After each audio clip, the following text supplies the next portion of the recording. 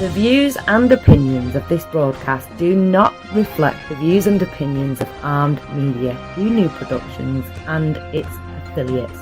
Enjoy the show.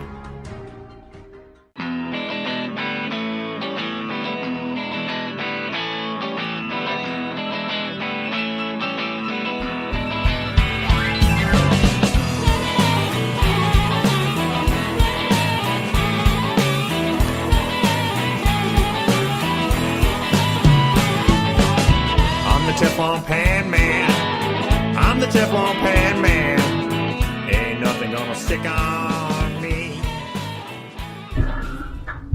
Hello, everyone, and welcome. This is Rob Rosenthal, and I am looking forward to spending the next hour with you here on the podcast. It's called All You Can Eat, and it's really about deliciousness. Today is the 17th day. Let me just check it out. Yeah, October the 17th. And I'm coming to you live from New York City, New York, where it was a lovely day. What I want to say is that I like coming to you live. I like live because I sense that there are many podcasts that are pre-recorded, and I totally get it. I have pre-recorded segments before, like if you have to interview somebody and they can't be on live, you do that. But I like working live. I like the high wire aspect of it all, and you hope to be able to stay up there and balance and not fall. But to be honest with you, the other side of going live is that sometimes you just mess up. I'm not promising a mess up. I'm not promising a high wire act, mind you, but what I will promise is that by the end of this, you're going to be hungry.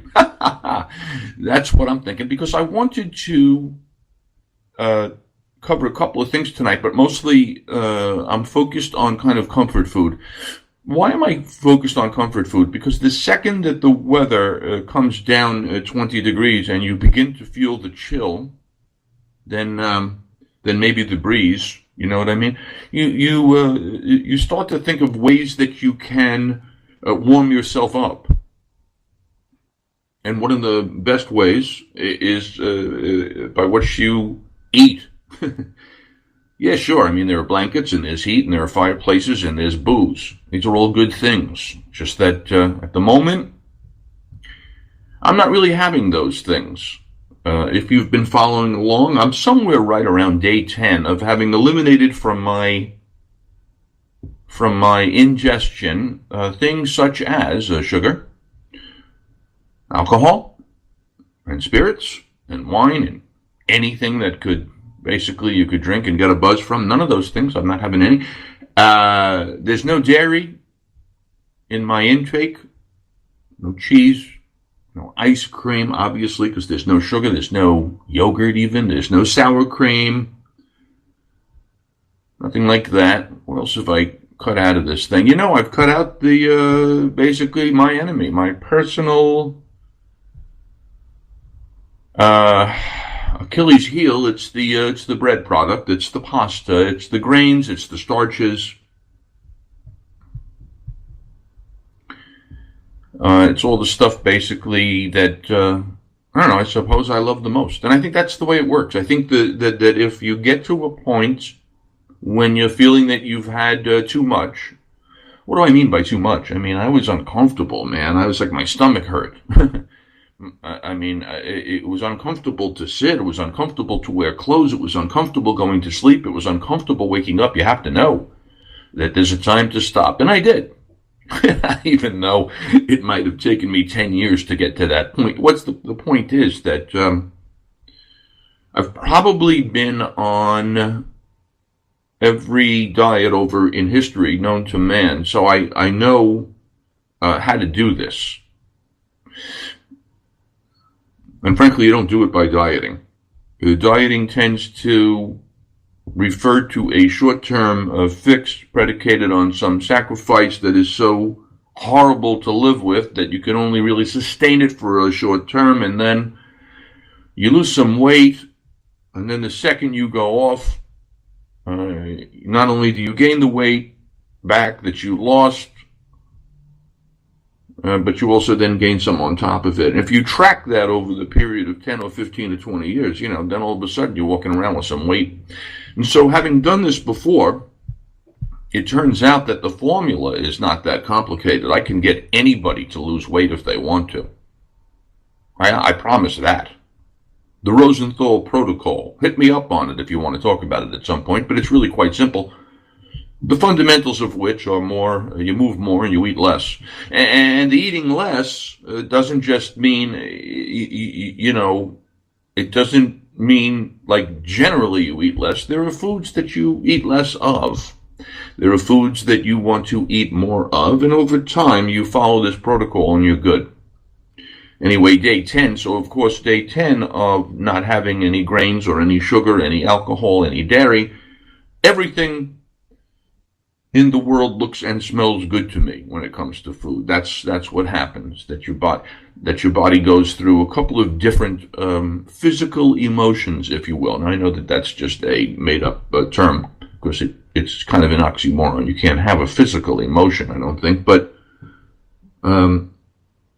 physical reaction.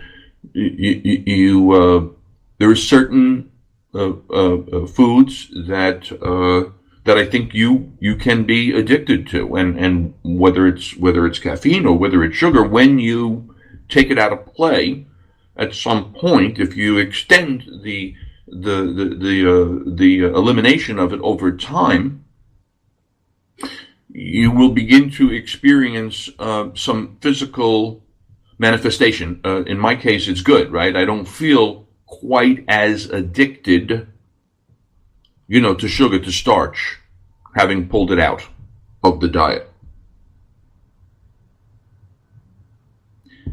Anyway, everything looks good. And then when I'm in this mode of,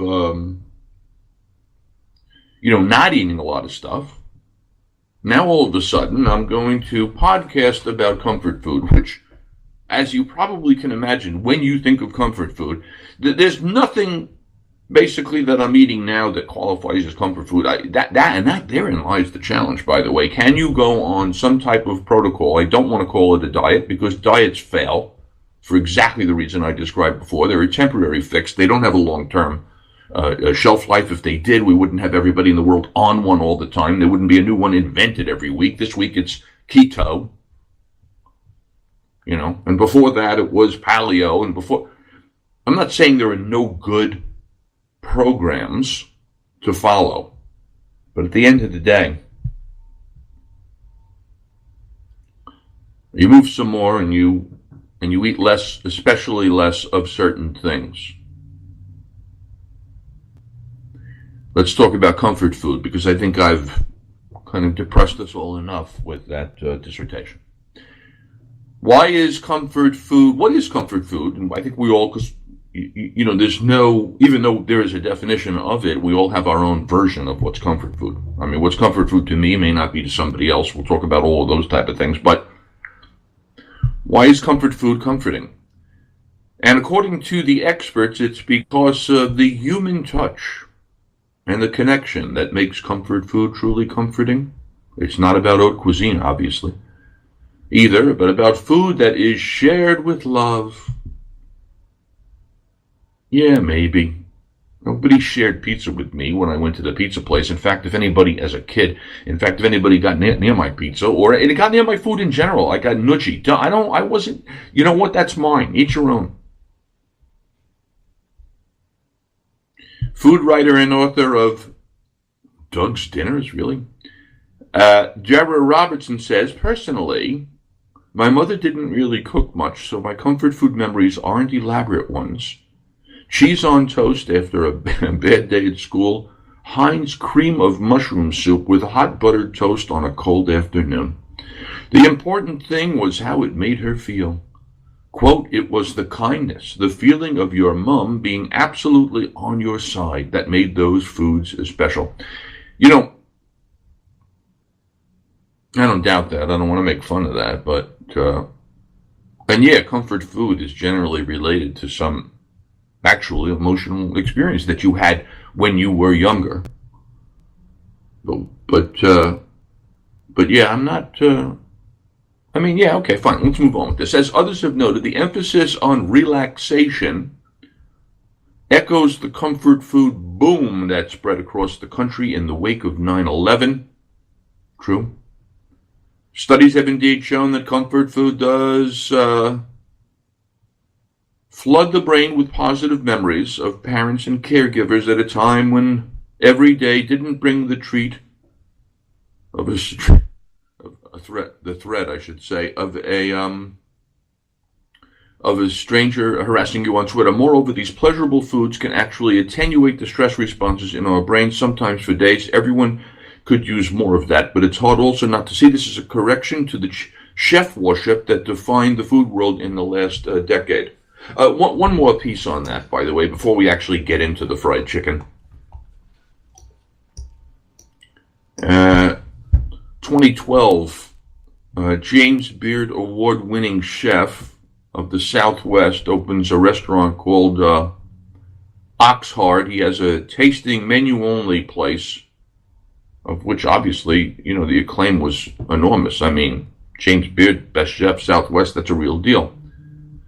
Then he explained that he would hear people come to the restaurant and say, I love Oxheart, but I can't take my parents there, and it broke his heart.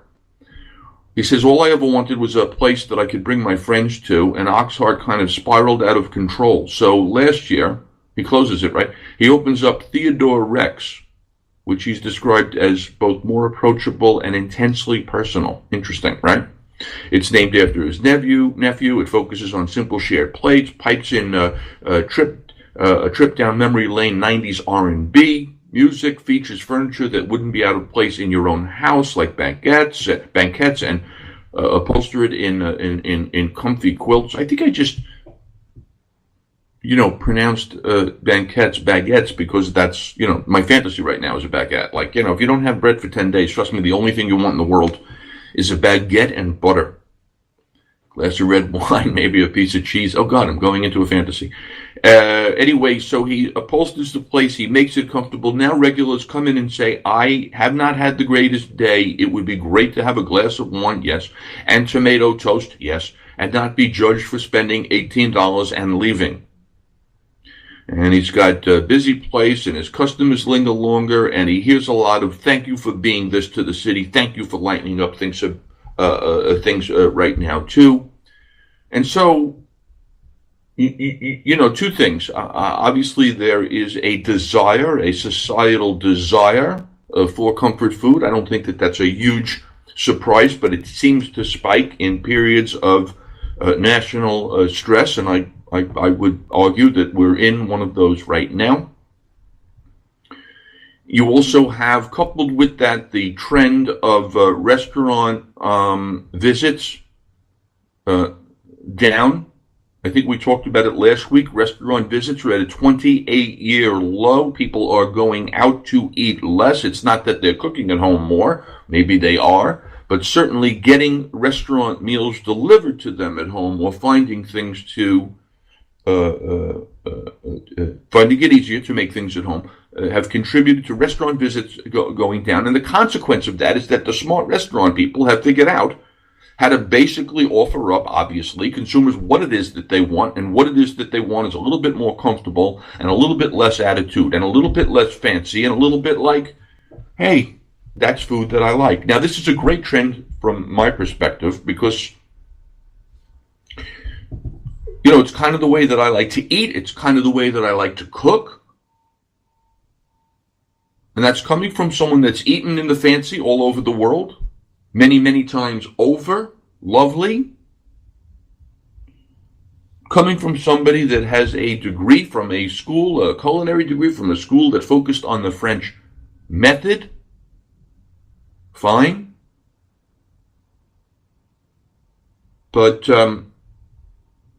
But yeah, when I eat and when I cook, I'm most excited with kind of like the basic stuff. I would always much rather give me the choice between going to a 4-star restaurant and a great pizza place. I'm going to the pizza place. I want the pasta. I'll have a nice Chinese meal, right? So I like this trend that we're seeing, which is a shift It's not that there aren't 4-star restaurants opening all the time. There are. It's just that you're seeing a recognition that in order to attract people to your restaurant, you got to offer them up some more comfort. Now, what are the comfort foods, ladies and gentlemen? What is yours? What do you like? I don't know. So somebody says to me, like, if somebody said to me, what is your, and meanwhile, I'm looking at a picture, by the way, of every comfort food in the world, so this is going to be hard to kind of separate that from answering this question honestly. What would be my comfort food meal? I think it depends, but what does it depend on? Let's see. Well, right now I'm hungry, so I could eat anything and feel good about it. Comfort food to me, I'm not really a mac and cheese type person. I don't care. I'm not excited about mashed potatoes. I'm definitely going to be savory and not sweet.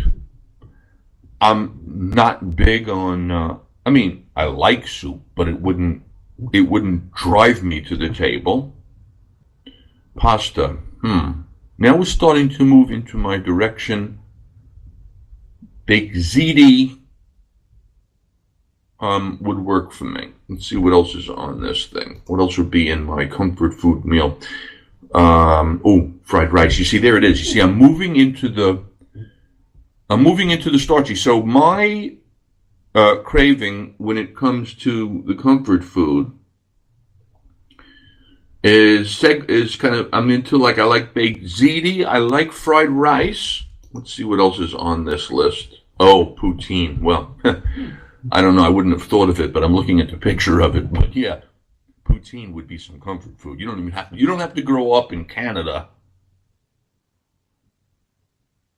to get into the idea that poutine would be some comfort food. What is poutine, ladies and Germans? We are talking about a plate of a platter, a giant hill of French fries with cheese curds and slop with gravy, and when you're making like a exciting poutine, you probably throw other things in it, like little bits of braised biscuits, maybe some little pieces of scallion. That would be good. Poutine would be good. Pizza, as I mentioned, number one. That's my number one food all time. Always will be. Fell in love with it early. My first love affair, pizza, and still to this day, that's the thing I want. Fried chicken is good, but in fact, fried chicken is one of the 3 greatest fried dishes in the world, in my humble estimation. What are the other 2? I think we've talked about this, but potatoes, of course, your French fries, your fried potatoes, and for me on the list is fried clams, although I like a fried shrimp. So my meal of comfort food, fried chicken, I think there's some pizza in there, some poutine, fried rice, and baked ziti. I like that. Coca-Cola to drink, I'm fine. I don't need dessert. I'm good with that. What are the comfort foods that make the Comfort Food Hall of Fame? Excuse me while I take a sip of, this is what happened. I'm going to sip on tea. Tea that it tastes very much like, say, dirty dishwater. Like if you left a teacup right side up in the dishwasher and it filled up with the dishwasher water. That's what I'm drinking right now. Excuse me. That's. Why would I be drinking that? Because normally, on Wednesdays at 8 p.m. Eastern Time, for the All You Can Eat podcast with yours truly, Rob Rosenthal, I would be having an adult beverage. If not a perfectly dry gin martini, then maybe it was a glass of wine. Or this beer. Where's this beer I've been looking at? Buffalo Bill's Blood Orange beer, ale. Man, that was good when I had it. Beer. Picked that one up at Costco. I don't know that it's there any longer, but it's one of the things, if you go into the Costco, you will oftentimes find interesting beer. And as with everything else at the Costco, cost you less there than it will pretty much anywhere else. So here's your kind of Hall of Fame of comfort food. Starts with fried chicken, moves into mashed potato, then you have French fries, ice cream. Ice cream definitely be a dessert, right? For me, yeah, ice cream has great comfort to it. More than anything else. Certainly later we're going to talk about pies. Which kind of pies would qualify? But ice cream would be my dessert.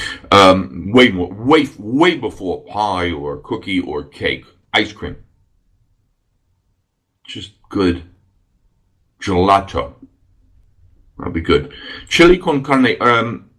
Yeah, chili's great, fine. Pizza we talked about. Then there's everybody's favorite, meatloaf. I'd rather have a burger. If I'm going to have mashed up meat, I understand the meatloaf thing. It goes back to what you grew up on, and if somebody made a good version of it, I can see how people would get excited about that. Sure, meatloaf is fine and good, but I don't know. It's you want a ground up meat? Give me a big old medium rare, juicy, running down my chin cheeseburger on a potato roll. Comfort food. I don't even need the fries on the side. I'll take some pickles and potato chips. Again, big glass of Coca-Cola or this blood orange brew. Damn, that looks good. Lasagna's on the list, but, again, that's, I was baked eating. Tomato soup makes the list of, what's your comfort food? I like soup and whatever.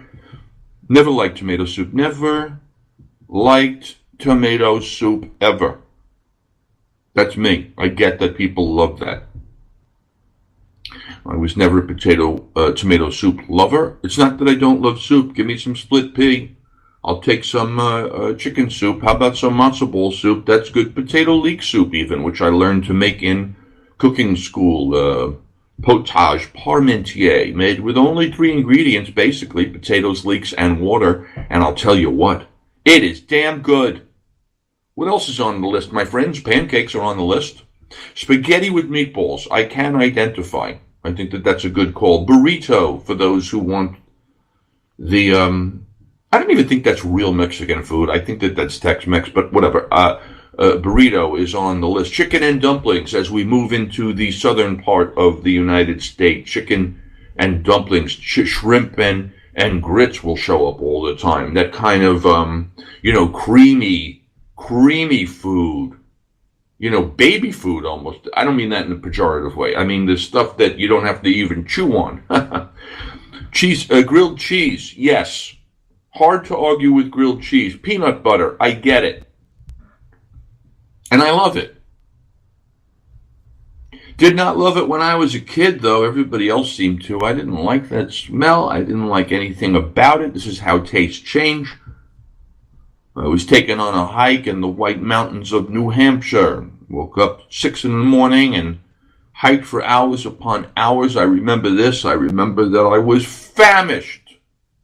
Got to the top of the mountain. They whipped out the spread of what lunch was.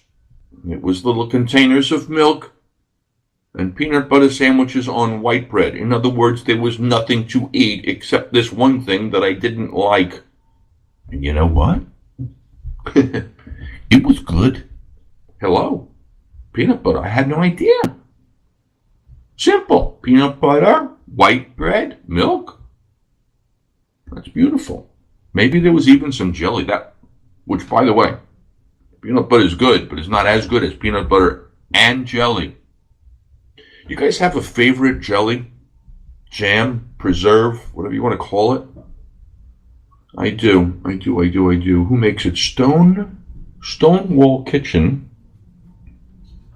Very hard to find, by the way. I mean, I can't even guarantee that they still make it, but if I can get my hands on it, Stonewall Kitchen, pink grapefruit, I think it is. Pink grapefruit or some kind of grapefruit. Is it pink grapefruit? Is it whatever it is, man. Woo! Love that. let's hit a couple others on the Hall of Fame list. You got your fish and chips. I get that. It's going to be popular over in the UK. We have some data on that. Fried rice, I mentioned. Dumplings, yeah, dumplings for sure. Hot dog shows up.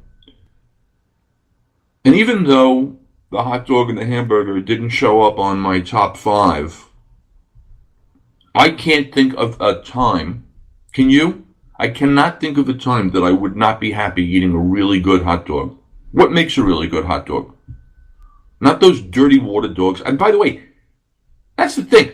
Even a dirty water dog in New York City, scooped out by a vendor on the street, in a pedestrian hot dog bun, smeared with whatever, including, they have those sauteed onions, which are never too bad, although in their case they come out of a can. But even that, not so bad.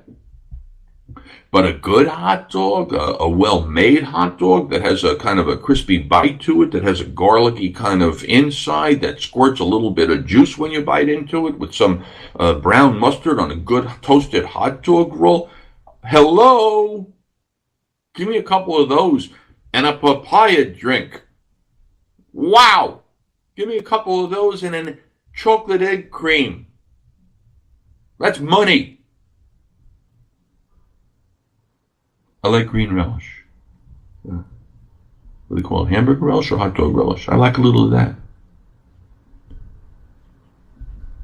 Comfort food. Donuts. Sure. Hot chocolate.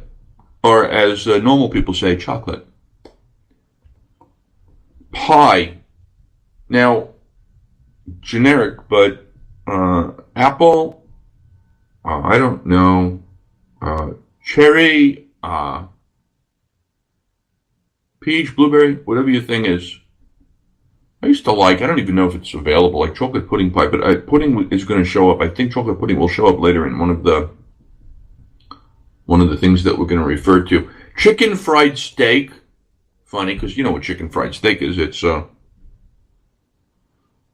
chicken fried steak. Basically, fried chicken, and you just replace the chicken with the steak. And then you serve it with some kind of, creamy gravy. Speaking of which, here's another Southern favorite. Biscuits and gravy. I want to be fair to every part of the United States of America and the world, because this podcast, both live and archived, can be heard anywhere, anytime. And let's give some props to the people down south. Biscuits and gravy. Never had it. I mean, I've tasted it. I'm just saying, it wasn't my thing growing up on, but I could imagine there's a whole lot of people down south. You'd say, what's your comfort food? It's biscuits and gravy.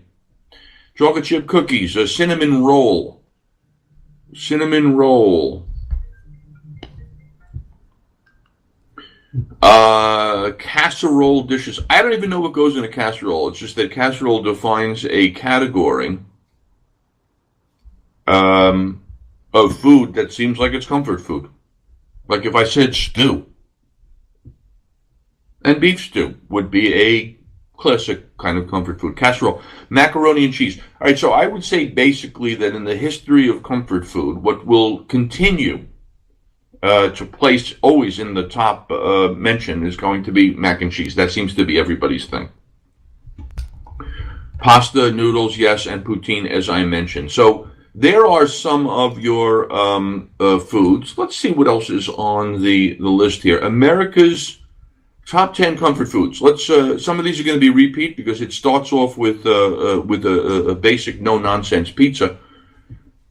I feel badly in the sense that not everybody always has access to a good piece of pizza. I happen to be living in a place where there's a lot of good pizza, as there is in other parts of the country, certainly in other parts of the world. But even when pizza is not great pizza, I think we've all basically agreed that there's no such thing as bad pizza.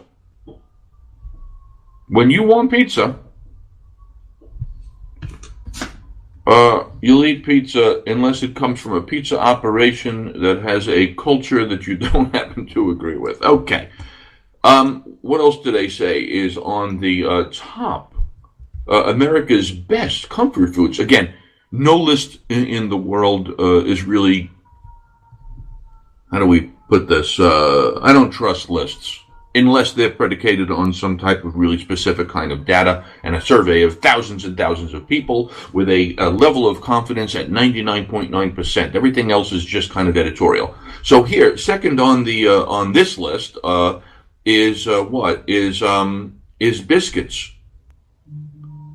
Biscuits. Sure. Who's going to argue with those little puffballs of starch and butter? Next, yeah. Okay, list. French fries. What are good French fries? Most people don't. I think most people don't make their own. Where do you get them? I mean, sure, you get them everywhere is the answer.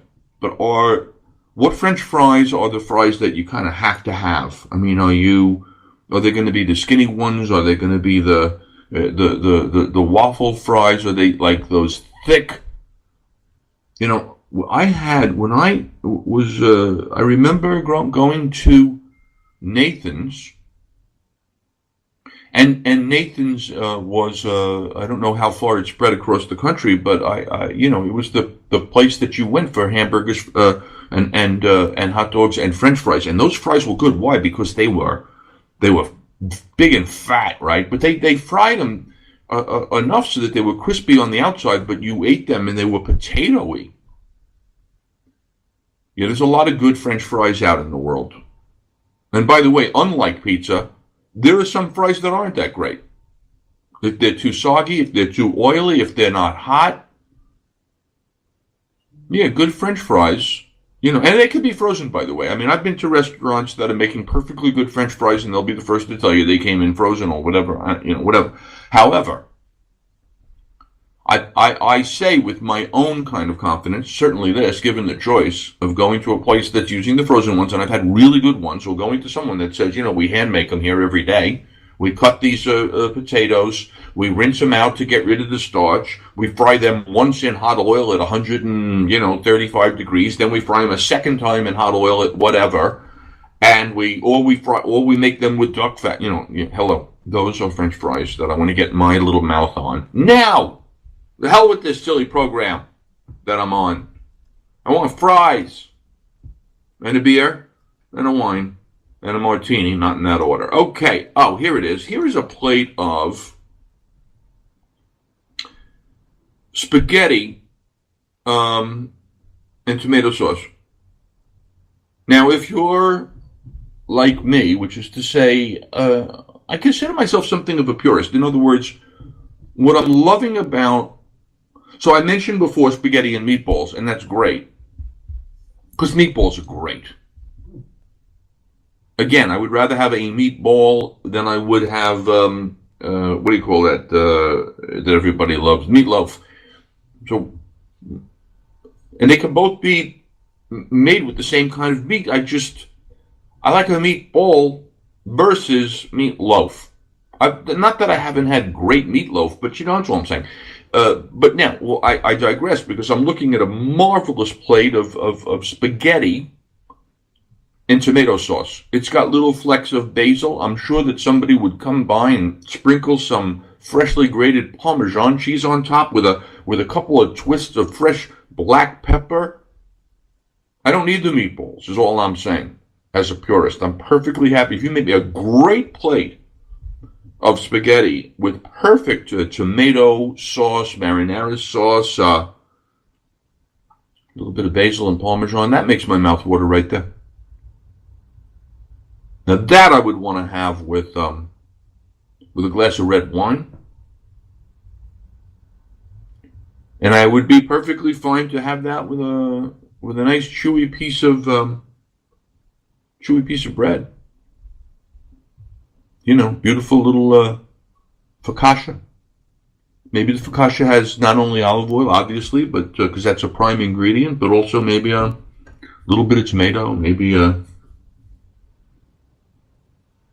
that kind of thing. A little hit of rosemary, who knows? I moved to matzo ball soup. Would that be the one for me? You have one soup. What is it going to be? I mentioned that I do like the split pea. I mentioned I do like the potato lake. I do like chicken soup. Now, what about chicken soup with a matzo ball in it? And the answer is yeah, that would be great. I could be very happy with that. I could be very happy with a nice matzo ball soup. I could be happy with good chicken soup, but you know what? I think the matzo ball gilds the lily. What's on next on this list? Here it is, the kind of classic meal of fried chicken, mashed potatoes, and some type of greens. Mashed potatoes, hard not to like that. Joe Robuchon died recently. I think we spoke about him on a show like 5 or 6 shows ago when he passed away. He was legendary, had Michelin stars more than anybody else from restaurants all over the world. He was famous, though, for his mashed potatoes, which had maybe as much butter in them as they did potato. I can't tell you that I know the ratio, but it wouldn't surprise me if he used a pound of potato and a pound of butter. Like, that's how buttery his potatoes were. Maybe it was 2 to 1, but the point is that he was famous for potatoes, mashed potatoes, for no reason other than that he was able to infuse in some way the maximum amount of butter into the potato mixture to make it just something that you would put on your tongue and it would almost disintegrate. Heavenly. That's essential and essentially comfort food, isn't it? I want to say something about that relative to the idea of eating a little bit more cleanly. I don't eat white potatoes right now. I don't eat the white rice either, or that kind of thing.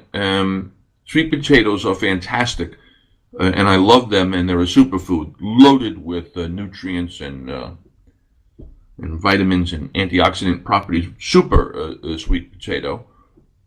And I will say, and I'm totally digressing. It's nothing to do with comfort food. It's just that I'm looking at mashed potatoes and thinking, how can you have, if mashed potatoes are your thing, how can you have a comfort food like mashed potatoes, but do it in a way that's not going to gain 11 pounds? And the answer is there's multiple answers. One alternative is to move over to the sweet potato. This is before we add anything to it. The sweet potato is just great on its own. Sweet potato is amazing in that when you bake it and you mush it and you make it all soft and you give it a touch of salt, you kind of really don't need anything else. I mean, that's amazing. I'm not saying don't put butter. I'm not saying it wouldn't be improved by a hit of butter, but it's not necessary. And by the way, another aside, I make clarified butter now. Some people call it ghee. That's neither here nor there. The point is, what does it mean, clarified butter? It means that your butter you've skimmed it from the milk solids. It's very easy to do, but I only mention it because in the some fats are better than other fats.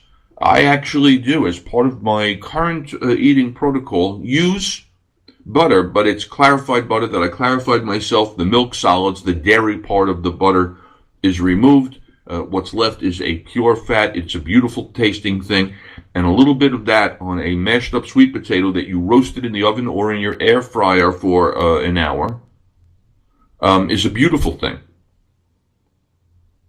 A beautiful thing. I also use a particular Middle Eastern spice blend called Ras El Hanout, R-A-S E-L-H-A-N-O-U-T.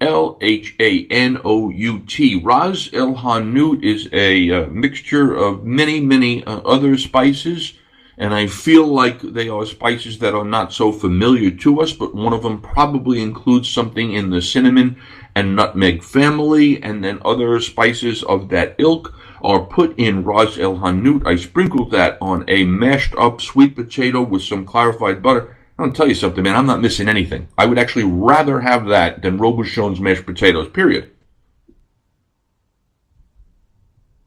I would still enjoy his mashed potatoes, don't get me wrong, but that's more of a one-time thing. I could have my roasted sweet potato, a touch of kosher salt, a little bit of clarified butter, Ras El Hanout as a spice blend on top of that, and be like, woo, happy.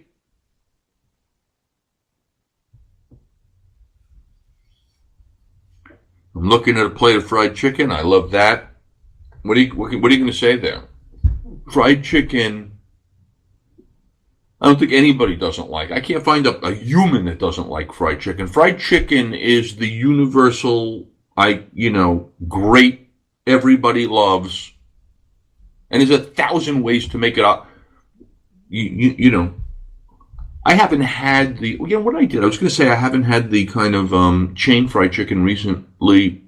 But if I go back to like 2016, so if I go back 2 years, I stopped at a highway, was it Popeyes?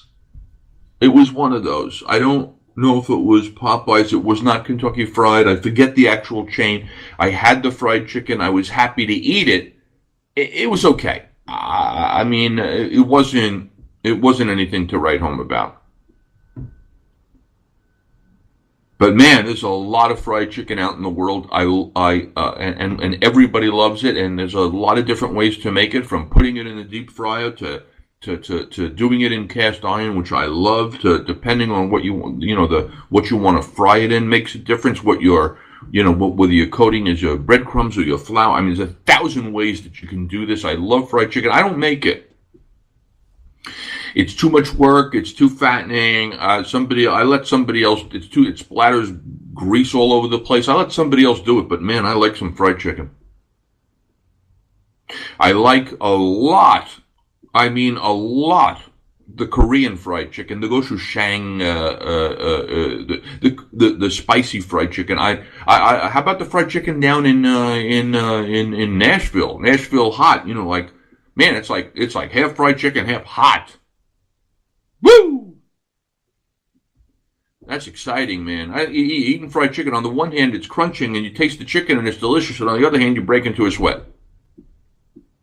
which is fine. I'm good with that. And with that meal, you're going to want to have some biscuits, and you're going to want to have something sweet, whether it's your sweet tea or whether it's your Coca-Cola, whatever it is. Sip of tea, my friends, in lieu of a martini. There it is. I wonder if I switch to Caledon. That is not good tea. I mentioned in that little bit about fried chicken when I was saying on the sweet potato, whether it's a sweet potato or chicken or anything in the world, there is an article in today's New York Post that says you got to fry this. You got to fry this, and it's not about fried food. It's actually healthy home cooks are going gaga for air fryers, gizmos that make food hot and crunchy without all the grease. I have an air fryer. I've had it for, I'm going to say, a year, more or less. I like it a lot. I would say through 9 months, I loved it. Wow, what a great machine that air fryer is. Because it does, I think for the most part, do what it promises. It takes food and it makes it kind of hot and crunchy without all the grease. You will not get fried chicken out of it, I think, the likes of what you're going to get when you make fried chicken in cast iron filled with bubbling lard. But you can get some really good tasting food out of this air fryer, and I do. And I got one that's big enough so that even if you're not frying, right, it's not about frying. It's an oven. It's basically a kind of a convection oven that gets more or less up to 400 degrees. Air circulates. It's easy. That's another reason to love it. You don't have to turn on the oven. You don't have to heat up the house, man. You take a whole chicken. This is what I do. You take an entire chicken. Like, you don't have to do, how do people not cook at home? Well, because you'd have to invest in an air fryer and you'd have to take a whole chicken. Or sweet potatoes, because I've made sweet potatoes in there. I make everything in there, for God's sake. It's an oven. Take an entire chicken. Get the best chicken that your money can buy. What are you going to do with that chicken to give it flavor? There are recipes that'll tell you. All you really need is salt and pepper. And you're going to salt and pepper both the inside of the chicken, the cavity, if you will, and the outside, on both the underside and on the breast side. Season well. I season aggressively. You can just season semi-aggressively. You can be passive-aggressive in your seasoning of an entire chicken. Now, if you're me, and I guess that's a physical impossibility, but let's just, if you were like me, if you wanted to cook like I do, there are two other flavors, at least, that will magnify the taste of your chicken to the level of ethereal. Am I suggesting that it will be better than fried chicken? No. But I will tell you this, I like great roast chicken. I like it a lot. I eat it once a week. That's how much I like that's how much I like roast chicken. Whether it's made my way, or whether it's made in the oven, or whether it's made in the restaurant, or whether it's made on a rotisserie, which is really great. I love the roast chicken.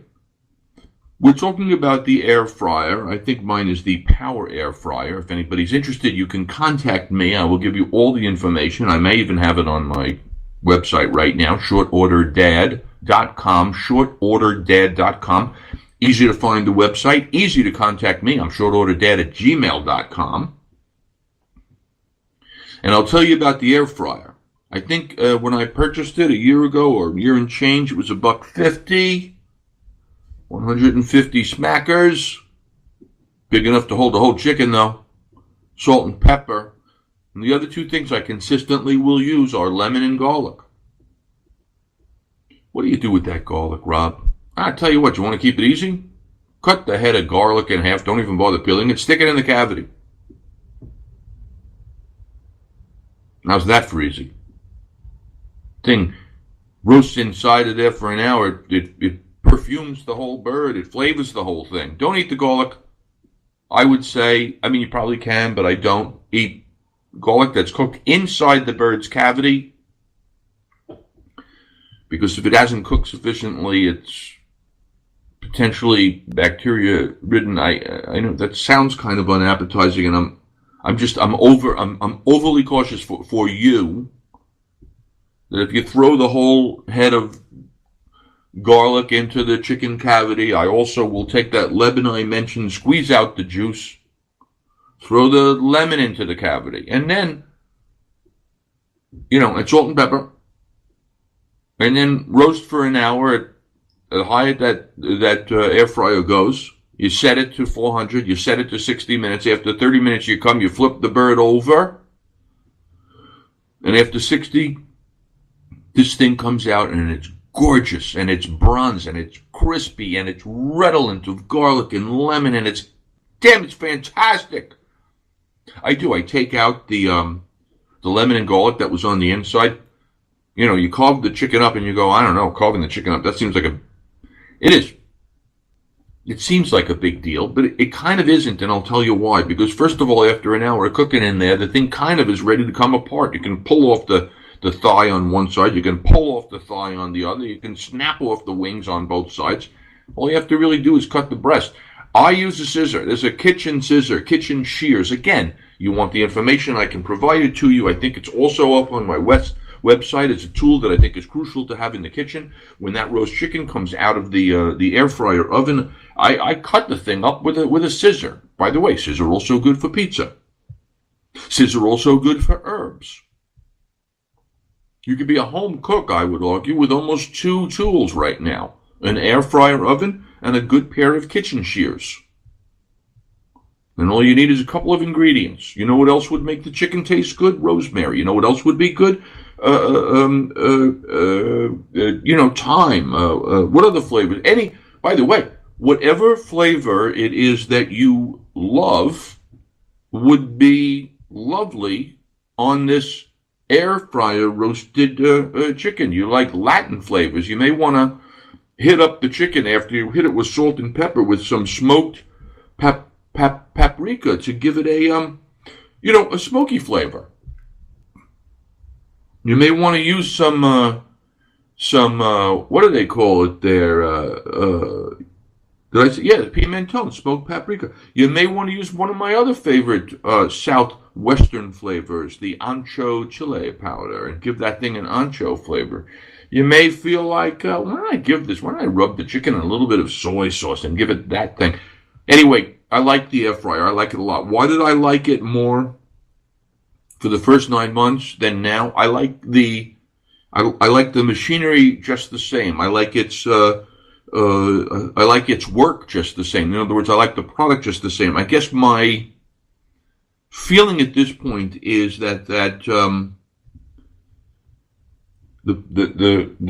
basket that comes out and in for you to fill up with food and then insert into its own little oven there. It's kind of breaking down. It's like deteriorating. I mean, I can still use it, but you know how they say don't you don't want to be using Teflon pans where you can see scratches because that material, that Teflon, is not what you want to be eating, or whatever material they're using these days. So that's the condition right now that my air fryer is in, and it works, but I'm less excited about it. And it doesn't mean I can't replace the basket. I haven't actually looked into that yet. So there you go. There's chicken, there's air fryer, there's not only mashed potatoes made with too much butter, but there's my sweet potato alternative. Another way, by the way, on mashed potatoes, you want to make some less fattening mashed potatoes. Potatoes are fine. Actually they're loaded with potassium. You boil them. I actually boil them sometimes with a clove or two of let me get a little sip going here. I actually boil them sometime with a clove or two of peeled garlic. And then when they're soft, like when you know that they're soft enough to mash them, however long that takes, whether they're small potatoes or large, when you cut them up to boil them in salted water, you want to make sure all the pieces that you cut up are basically the same size. They'll all cook at the same time. When it's ready to go, you remove, by the way, almost all of the water from the potatoes, but you reserve a good cup of that water that those potatoes have been boiling in. Then you don't have to use a ton of butter. You don't have to use butter at all. You can use clarified. You don't have to use clarified butter. You can certainly add a little fat in the form of olive oil because it's a healthy fat, or avocado oil. And then you start your mashing. And one of the things that you can add back into those potatoes to keep them kind of fluffy and soft and creamy is that very cup of water that you reserved that the potatoes had been boiling in. You with me? This is simple stuff, man. Boiled potatoes, salty water. Leave a clove of garlic in there if you want to give it that flavor. You want to throw in a little oil, that's fine. You want to, but mash them up to make them fluffy with water. Make sure that they have enough seasoning, and you're good to go, and you've saved a pound of butter from the Joel Robuchon mashed potatoes made with a pound of butter.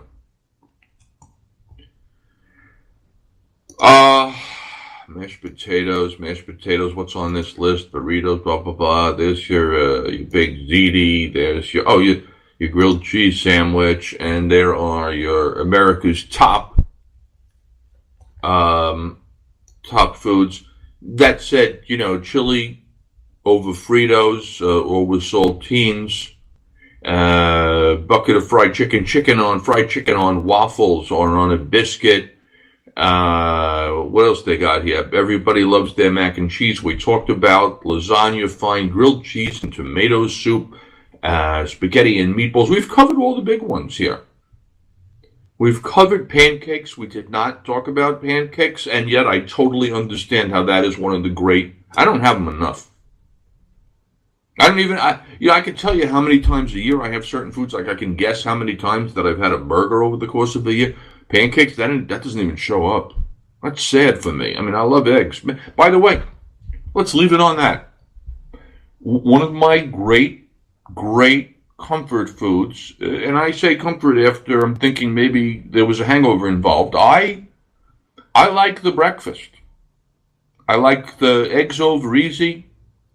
Maybe some bacon, certainly some hash brown potatoes.